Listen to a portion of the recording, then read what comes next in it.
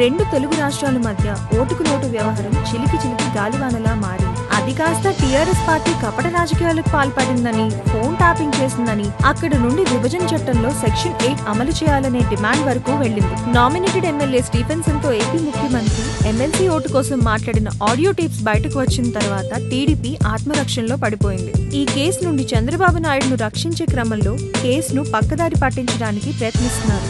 దానిలో భాగంగానే టీడీపీ నేతలు టీఆర్ఎస్ పార్టీపై మా ఫోన్లు ట్యాప్ చేస్తారా అంటూ విరుచుకుపడి, దానిలో అంత పసలేకపోవడంతో హైదరాబాద్ లో బ్రతుకుతున్న సీమాంధ్రులకు భద్రత లేదు అంటూ సమస్యను పెద్ద చేయడానికి ప్రయత్నిస్తున్నారు. ఇప్పుడు ఉన్నట్టుండి టీడీపీకి హైదరాబాద్ లో స్థిరపడిన సీమాంధ్రుల సమస్యలు గుర్తుకు రావడం ఆశ్చర్యకరమే. నిజానికి ప్రజలకు అవసరమైనప్పుడు ప్రజల పక్షాన్ని నిలబడి నిలదీయవలసిన టీడీపీ పార్టీ తెలంగాణలో రాజకీయ ప్రయోజనాలు దెబ్బతింటాయని, నష్టపోయేది ప్రజలే కదా అని మనకెందుకులే అన్నట్టు వ్యవహరించింది.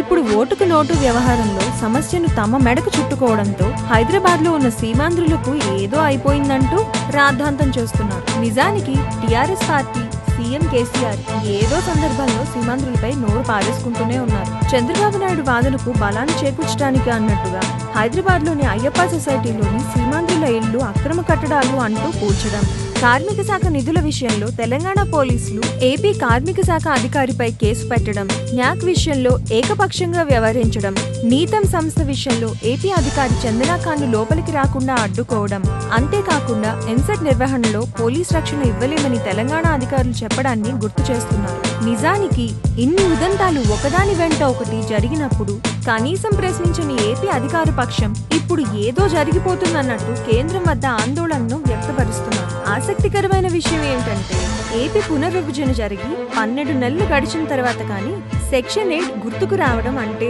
ఇది కేవలం ఓటుకు నోటు వ్యవహారం నుండి ప్రజలను డైవర్ట్ చేయడానికి చేస్తున్న పాటలు తప్పితే హైదరాబాద్ లో స్థిరపడ్డ సీమాంధ్రుల కోసం అయితే కాదు.